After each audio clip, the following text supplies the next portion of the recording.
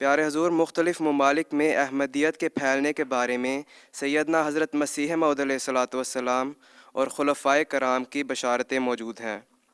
پیارے حضور، آپ سوئٹزرلینڈ میں اسلام اور احمدیت کے مستقبل کو کیسے دیکھتے ہیں اور ہمیں اس بارے میں کیسی حکمت عملی اختیار کرنی چاہیے؟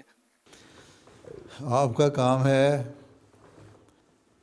اپنی حالتوں کو بہتر کریں، اپنی عبادتوں کے معیار کو بلند کریں، نمازوں کی طرف توجہ دیں، دعائیں کریں، اللہ تعالیٰ سے مدد مانگیں، اس کے دین کو سیکھنے کی کوشش کریں، قرآن شریف پڑھیں، قرآن کریم کے حکموں پر عمل کریں، اور اس میں سے جو اللہ تعالیٰ کی باتیں ہیں دنیا میں پھیلانے کے لیے وقت نکالیں۔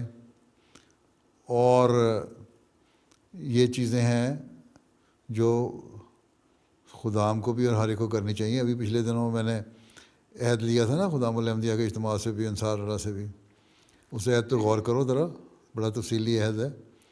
تو وہی آپ لوگوں کا مقصد اور مطمع نظر ہونا چاہیے، وہی آپ کا گول ہونا چاہیے، وہی آپ کے آبجیکٹیو ہونے چاہیے، ٹھیک ہے؟ اس کو حاصل کرنے کی کوشش کرنی ہے۔ باقی اللہ تعالیٰ نے یہی کہا ہے کہ تمہارا کام ہے کوشش کرنا، تم اپنی کوشش میں دعائیں کرو اور دین کو پھیلانے کے لیے جو کچھ کر سکتے ہو، تبلیغ کسی بھی ذریعے سے، ذاتی دوستوں کو بتانے کے ذریعے سے، یا پمفلٹ تقسیم کرنے کے ذریعے سے، یا اجتماعی تبلیغ کرنے کے ذریعے سے، جس طرح بھی ہے تم اپنا کام کیے جاؤ۔ باقی اللہ تعالیٰ کا کام ہے کس کی ہدایت دینی ہے اور کس کو کہاں پھل لگانے ہیں۔